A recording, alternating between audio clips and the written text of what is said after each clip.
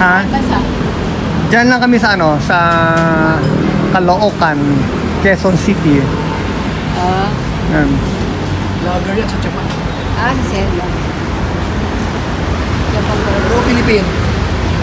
Barkada kami since high school. Madalas siya dito eh. Pag dinadala ko yung anak ko dito, minsan siguro, hindi nyo na ako naaalala. Nakakailang kain na kami ng anak. Ako nagsabi sa kanya, try mo dito. Kasi namimiss daw niya yung mga lutong Pinoy yan. Lechong kawali. Hello, magandang araw po sa akin lahat. Si Tata Rufo, no? Nandito po tayo sa Espanya, dito po sa Bulaluhan, sa Espanya. Ito kasama po natin yung ating best friend, no? Dito po sa Quezon City po, no?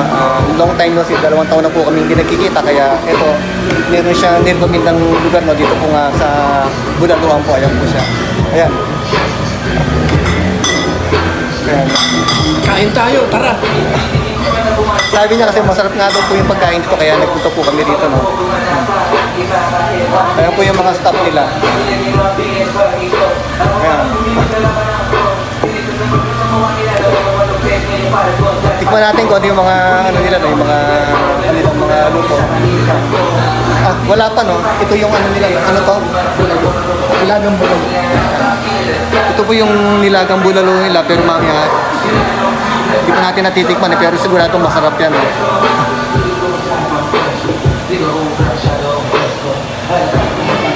Tingnan natin yung mga paninda nila, no.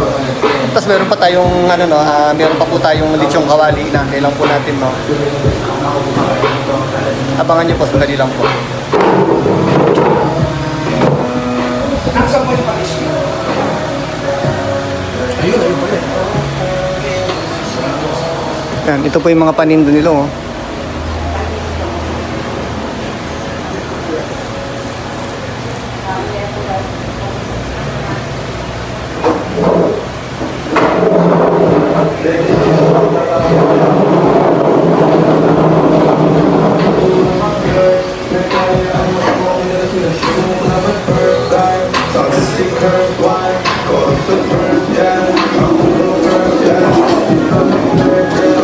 Ang mga chicks dito sa tuna mag-burn.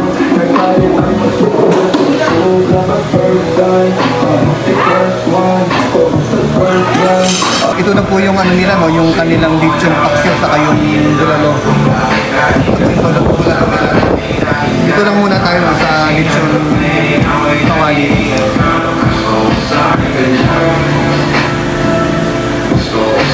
Ito yung ating kaibigan, no, kasi ating best friend ng high school.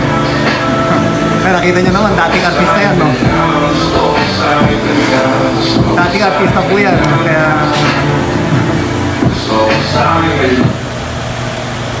Ayan. Ayan. Hello. Kamusta pong ano, ating business? Mukhang maraming ano marami tayong ano, customer. Maaga pa kasi, no? Kaya wala masyado, no? Ano po ito, no? Di ba maraming dumalayo dito, no? Brad, di ba maraming, ano? Balita ko, sikat na lugar daw ito, eh. No? Ayan. Sino po sila? My name is, call me Elaine. Elaine, oh, yan. Si Miss Elaine. What more? Ano po itatanong niyo? Ano ba yung best seller nyo dito sa... Best seller po is special and regular. Oh. And Ano yun? Ano yun? special po. Bulalo is special. Bulalo special. Akala ito po yun, no? Ayan, ayan. Ito po yung special nila. Tapos lechon kawan. Saka yung lechong kawali. Bale, kaya ito po yung in-order natin, no? Galing pa kami ng ano, no? Galing pa kami ng SM West para lang dito. Thank you, sir. Oh, yan.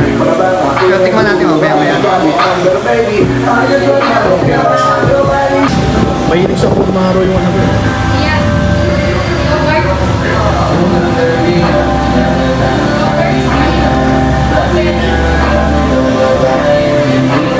Dadating na yung mga customer pa. Mamaya, puno na to. Punong-puno ito pare pag ano, alas 11, alas 12 yan. Sa gabi, alas 5, alas 6. Yun ang maraming tao dito. Dadatingan. Dito oras kasi, kaya pinili ko ganitong oras kung sakaling dito tayo. Para ano, wala ganong tao.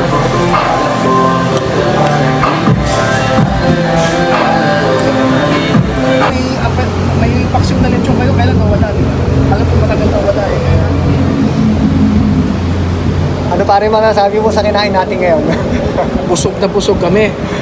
Kaya kain ho kayo dito. Kaya ano no, mga kabayan po no, nandito po tayo ngayon sa Quezon City, dito po sa Espanya. Ito po yung bulaluhan sa Espanya. Pinakilala po ng ating best friend na si kaibigan po natin no. Kaya nakita nyo naman po, sobrang sarap po nung bulalo saka yung ano no, yung ano yan, yung lechon kawali. lechon kawali no, di ba? Yan. Yung mga mahilig po sa bulalo dyan, try nyo po dito para maiba naman.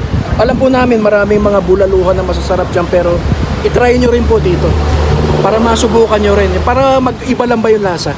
Kasi kailangan, kumbaga, hindi naman tayo mag-i-stick sa isang lasa lang. Kailangan itry natin lahat. Yan. Pero pare-parehas lang yan, pero ano, itry nyo rin po dito para tignan natin kung ano masasabi nyo. Saka yung kanyang ano, hindi naman ganun kamahal, di ba? Oo, hindi siya Talagang ganun kamahal. Pang masa talaga yung kanyang Oo. presyo, di ba? Kaya tara na po, punta na po kayo dito sa Bulaluhan sa Espanya.